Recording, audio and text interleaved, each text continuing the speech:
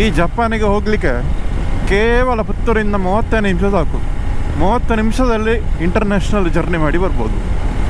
ಅಂಥದ್ದು ಒಂದು place Japan. ಈ ನಮಗೆಲ್ಲ ಈ ರೈಡ್ ಮಾಡಬೇಕು ಅಂತಿದ್ರೆ ಉಂಟಲ್ಲ, ರೋಡ್ ಬೇಕು ಅಂತಿಲ್ಲ ನೋಡಿ. ಇಂಥದ್ದೊಂದು ನೇಚರ್ ಇದ್ದರೆ ಸಾಕು, ಎಲ್ಲಿ ಬೇಕಿರೋ ಹೋಗ್ತದೆ. ನನಗೆ ಸತ್ಯಕ್ಕೂ ಗೊತ್ತಿಲ್ಲ ಈ ದಾರಿ ಎಲ್ಲಿ ಹೋಗಿ ಜಾಯ್ನ್ ಆಗ್ತದೆ, ಎಲ್ಲಿಂದ ಬಂದದು ಅಂತ. ಅಲ್ಲ ಈಗ ಮರ ತೋರಿಸ್ತಾನೆ ನೋಡಿ, ಇಲ್ಲಿಂದ ಕ್ರೇಜಿ ಹ್ಯೂಜ್ ಟ್ರೀ ನೋಡಿ, ಎಷ್ಟು ಹೈಟ್ ಉಂಟು ನೋಡಿ. ಇದು ಲೈಕ್ ಎಷ್ಟು ದೊಡ್ಡ ಮರ ಅಂತ.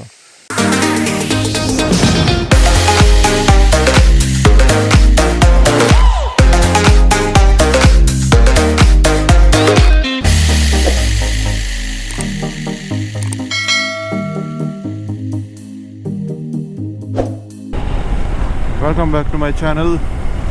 Another weekend, another ride. ಇವತ್ತು ಕೂಡ ಹಾಫ್ ಡೇ ರೈಡ್. ಇವತ್ತು ಎಲ್ಲಿಗೆ ಹೋಗ್ತಿದ್ದೇವೆ ಅಂತ ಹೇಳಿದರೆ, ಇವತ್ತು ಜಪಾನಿಗೆ ಹೋಗ್ತಿದ್ದೇವೆ. ಇವತ್ತು ನಾವು ಬೇರೆ ದೇಶಕ್ಕೆ ಹೋಗ್ತಿದ್ದೇವೆ. ಬೇರೆ ದೇಶ ಅಂದರೆ ಜಪಾನಿಗೆ ಹೋಗ್ತಿದ್ದೇವೆ. ಜಪಾನ್ ಇದೊಂದು ಇಂಟರ್ನ್ಯಾಷನಲ್ ಟ್ರಿಪ್ ಆಗಿರ್ತದೆ ಇವತ್ತು. ಫಸ್ಟ್ ಟೈಮಲ್ಲ ಈ ಚಾನಲಲ್ಲಿ. ಆ ಪ್ಲೇಸಿಗೆ ಸುಮಾರು ಸತಿ ಹೋಗಿದ್ದೇನೆ ನಾನು. ಪುತ್ತೂರಿಂದ ಕೇವಲ 30 ಕಿಲೋಮೀಟ್ರಲ್ಲಿ. ಇಲ್ಲಿಗೆ ನಿಮಗೆ ಹೋಗಲಿಕ್ಕೆ ವೀಸಾ, ಪಾಸ್ಪೋರ್ಟು ಎಂತ ಬೇಡ.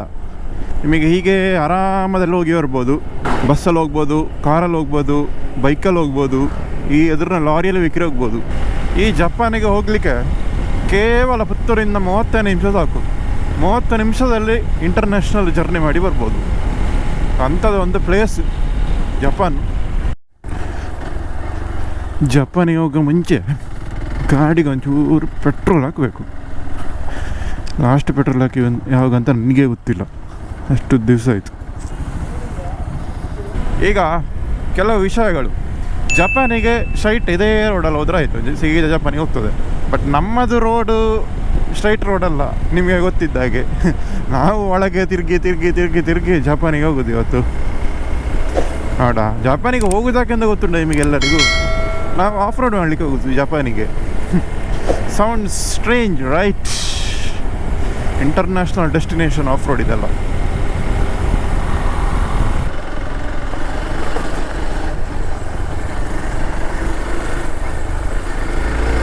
ನಾನು ಫಸ್ಟ್ ಟೈಮ್ ಬರೋದು ಈ ರೋಡಲ್ಲಿ.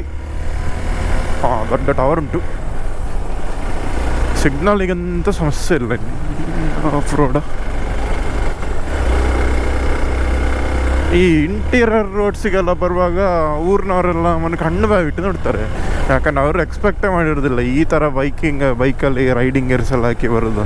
ಅವರಿಗೆ ಕಂಪ್ಲೀಟ್ ಏಲಿಯನ್ ಬಂದಾಗ ಆಗ್ತದೆ.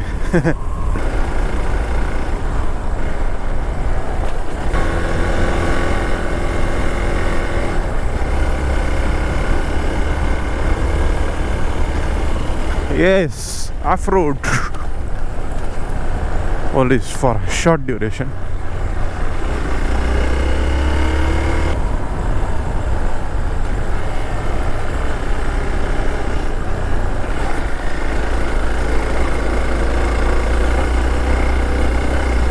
ಲೊಕೇಶನ್ ಚಂದ ಉಂಟು.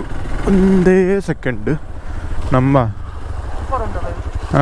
ಮ್ಯಾಪ್ ಚೆಕ್ ಮಾಡುವ.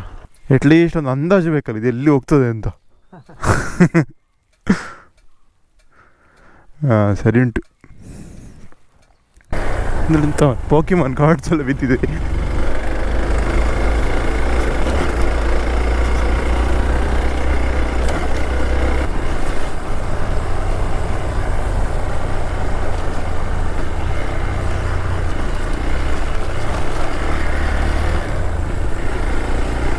ಓಹೋ,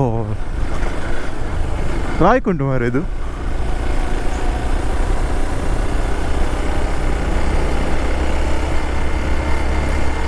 ಇದು ಅನ್ಎಕ್ಸ್ಪೆಕ್ಟೆಡ್.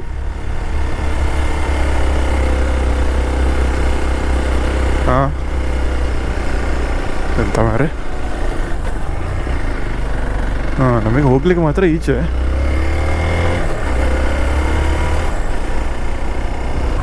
ಇದೀಗ ಎಲ್ಲಿಗೆ ಬಂದದಪ್ಪ? ಕಜೆ ಅಂತ ಹೇಳುವಲ್ಲಿ ಬಂದೆವು.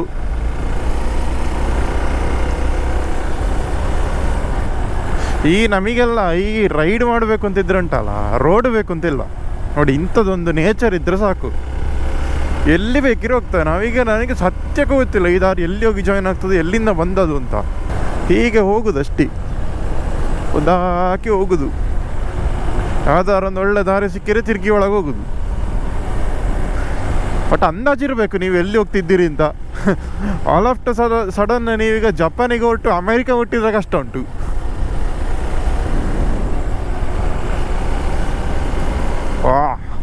ಫುಲ್ ಫಾರೆಸ್ಟ್ ಮೇಲೆ ಇದೆಲ್ಲ, which is exactly what we wanted.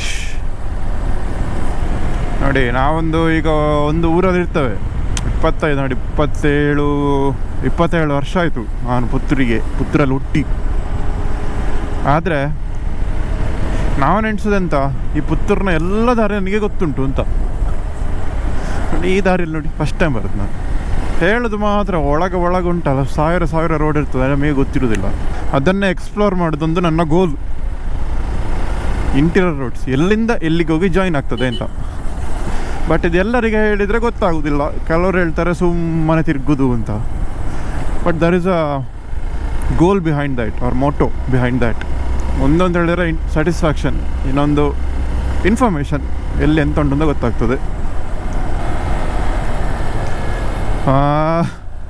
ಎಲ್ಲಿ ಮಾರೆ ಹೊಸ ರೋಡಿಗೆ ಹೋಗಿ ಜಾಯಿನ್ ಆಯಿತು. ಯಾವ ರೋಡ್ ಮಾರ ಇದು?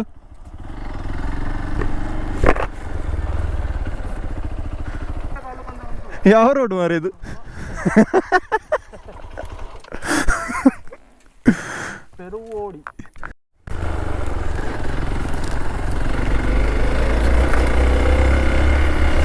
ಆಫ್ ರೋಡ್ ಸಿಕ್ಕಿತು.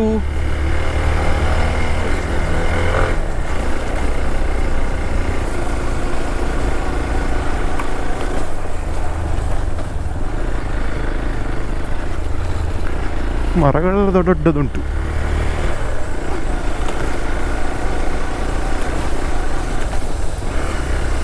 ಅಡ್ಡೆ ಎಂಡೋಗಿ ಈಗ ಸೇರೋದು ಇದೊಂದು ಮನೆಗೆ.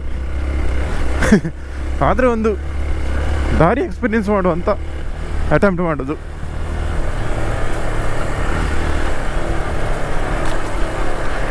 ನೋಡಿ ಈ ಆಫ್ ರೋಡ್ ಮಾಡುವ ಇದೆಲ್ಲ ಹೇಳ್ತಾರೆ ನೋಡಿ ಲಾಜಿಕಲ್ ಹೇಗೆ ಅಂತ. 95% ಅದು ಡೆಡ್ ಎಂಡಿಗೆ ಸೇರೋದು. ಒಂದೇ ಯಾವ್ದಾದ್ರು ಮನೆಗೆ ಹೋಗ್ತದೆ, ಇಲ್ಲದಿದ್ದರೆ ಯಾವುದಾರೊಂದು ಎಂಡು ಅಲ್ಲಿಗೆ, ಅಥವಾ ಬೇರೆ ಯಾವ್ದಾದ್ರು ಇದಕ್ಕೆ ರೋಡಿಗೆ ಜಾಯಿನ್ ಆಗ್ತದೆ ಅದು. ಉಳಿದ 5% ಎಲ್ಲಾರ ಕ್ಲಿಕ್ ಆದರೆ ಉಂಟಲ್ಲ, ಕ್ರೇಜಿ ಆಫ್ ರೋಡ್ ಸಿಗ್ತದೆ ಒಳ್ಳೆ ಫಾರೆಸ್ಟ್ ಮಧ್ಯದಲ್ಲಿ. ಇದರದ್ದು ಕತೆ ಎಂತ ಅಂತ ಗೊತ್ತಿಲ್ಲ.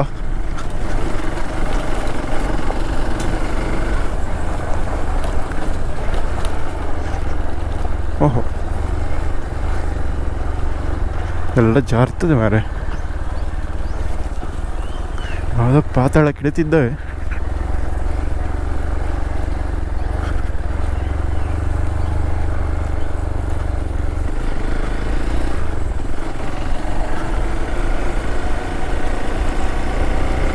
Wow, crazy.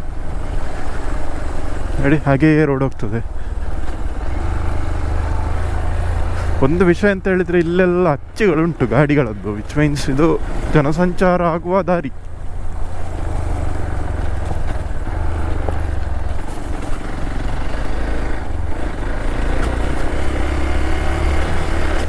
ವಾ,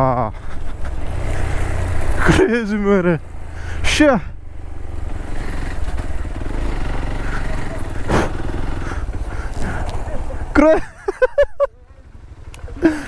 ಎಂತ ಮರ ಇದು ಮರ.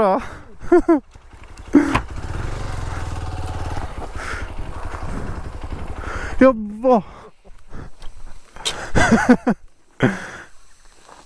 ನನಗುಂಟಲ್ಲ ಇಲ್ಲಿ ಇಳಿಯುವಾಗ ಉಂಟಲ್ಲ ಒಂದು ವ್ಯೂ ಸಿಕ್ಕಿತ್ತು ಮಾರೆ, ಸಿಕ್ಕಿತ್ತದು. ಎಂತ ದಪ್ಪ ಮರ ಮಾರಿದು. ಮೋಸ್ಟ್ಲಿ ಯಾವುದೋ ರೋಡಿಗೆ ಜಾಯಿನ್ ಆಗ್ತದೆ, ಹೈವೇಗೆ ಎಂತ ಗೊತ್ತಿಲ್ಲ. ಎಷ್ಟು ನೋಡು, ಇಲ್ಲಿ ಹೋಗ್ತದೆ ಗಾಡಿ ಹೋಗ್ತದೆ ನೋಡು. ಸ್ಪ್ಲೆಂಡರ್ ಹೋಗಿದೆ. ಸ್ಪ್ಲೆಂಡರಾ? ಇದು ರಿಕ್ಷಾ ಟೈರ್ ಆಗುಂಟು. ಯಾವುದು ಇದು? ರಿಕ್ಷಾದ ಅದು ರಿಕ್ಷಾ ಟೈರ್ನಾಗ ಉಂಟು ಮಾರೆ. ಸ್ಪ್ಲೆಂಡರ್ ಚೂರು ದಪ್ಪ ಇರ್ತದ ಅಂತ. ಒಟ್ಟು ಸೆಟ್ ಉಂಟು, ಈ ವ್ಯೂ ಸಾಲಿಡ್ ಉಂಟು.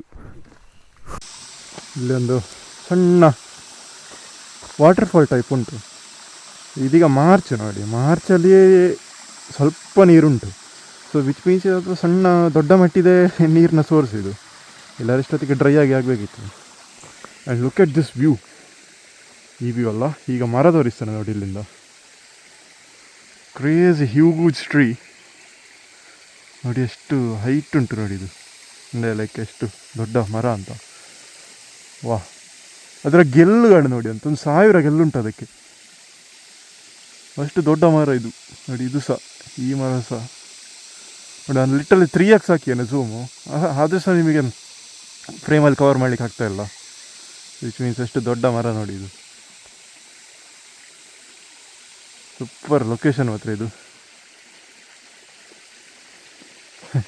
ಸೊ ಇಂಥ ಒಂದೆರಡು ಸ್ಪಾಟ್ ಸಿಕ್ಕಿದ್ರುಂಟಲ್ಲ ನನಗೆ, ನಮ್ಮ ರೈಡ್ ಸಕ್ಸಸ್ ಅಂತ ಹೇಳ್ಬೋದು. ಇಂಥ ಒಂದೆರಡು ಸ್ಪಾಟ್ ಸಿಕ್ಕಿದ್ರೆ ಸಾಕು ಇಂಥದ್ದು. ಇದು ಡೆಫಿನೆಟ್ಲಿ ಇದೊಂದು ಇವತ್ತಿನ ಹೈಲೈಟ್, ಈ ವ್ಯೂ. ಸೊ ಸೀರಿಯಸ್ಲಿ ನಮಗೆ ಈ ರೋಡ್ ಎಲ್ಲಿ ಹೋಗ್ತದೆ ಅಂತ ಗೊತ್ತಿಲ್ಲ, ಜಸ್ಟ್ ಕಂಟಿನ್ಯೂ ಮಾಡಿಕೊಂಡು ಹೋಗೋದು ಅಷ್ಟೇ. ಆ್ಯಂಡ್ ಇಲ್ಲಿ ನಿನ್ನೆ ಮಳೆ ಬಂದಿರಬೇಕು, ಯಾಕಂದರೆ ಎಲ್ಲ ಸ್ವಲ್ಪ ವೆಟ್ ಉಂಟು ಇಲ್ಲಿ.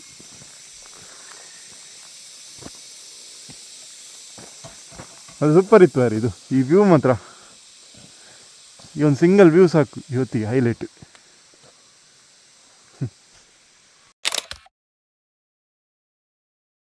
ಆ ಸೌಂಡ್ ಫಾರೆಸ್ಟ್ ಇದು, ಆ ಕೀಟಗಳ ಗಿರ್ರ ಅಂತ ಹೇಳೋದು, ಕ್ರಿಕೆಟ್. ಇಲ್ಲಿ ಉಂಟು ಮರ, ದೊಡ್ಡ ಮರ ಸುಮಾರು ಉಂಟು ಇಲ್ಲಿ. ಹಾಂ, ಯಾರಿಗೊತ್ತು, ಸ್ವಲ್ಪ ಡೆನ್ಸು ಕಾಣ್ತದೆ ಈಗ, ನೋಡಬೇಕು. ಅಬ್ಬಾ, ಈ ಮರನ ಹತ್ತಬೇಕಾದ್ರೆ ಎಷ್ಟು ಎಕ್ಸ್ಪರ್ಟ್ ಆಗಿರ್ಬೇಕು ಮರ. ಕೆಳಗೆ ನೋಡಲೇಬಾರದು ಹತ್ತುವಾಗ.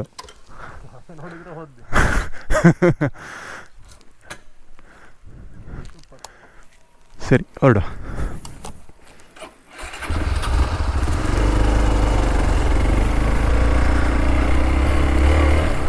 ಆಹಾ, ಸ್ವಲ್ಪ ನೀರಿನ ಬಸ್ಸೆ ಕರೆಕ್ಟ್. ಇಲ್ಲಿ ನಿನ್ನೆ ಮೊನ್ನೆ ಗ್ಯಾರಂಟಿ ಮಳೆ ಬಂದಿದೆ.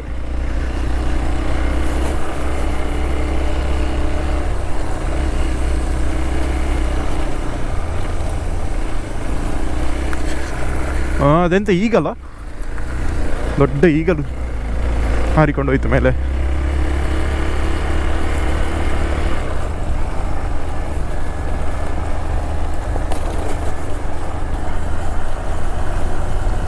ಇನ್ನೊಂದೆಂಥದ್ದು ಮಂಗ ಮರ ಇದು. ಮಂಗ ಉಂಟು ಇಲ್ಲಿ.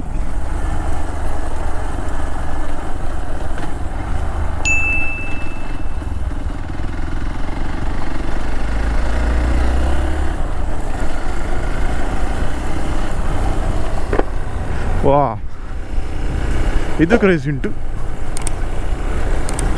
ಅದಾ ಒಂದು ಸ್ಟ್ರೆಚ್.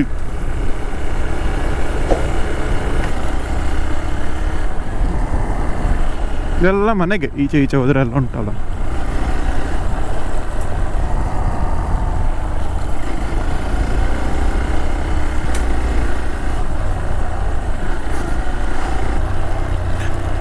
ಒಂದು ಸ್ಕೂಟ್ರ್ ಇದೆ ಅದರಿಂದ, ವಿಚ್ ಮೀನ್ಸ್ ಎಲ್ಲಿಗೋ ಹೋಗ್ತದೆ ಈ ರೋಡ್, ಅದೊಂದು ಗ್ಯಾರಂಟಿ. ವೈಬ್ಸ್ ನೋಡುವಾಗ ಮೇನ್ ರೋಡಿಗೆ ಬಂದಾಗುಂಟು, ಮೇನ್ ರೋಡ್ ಬಂದೆವು.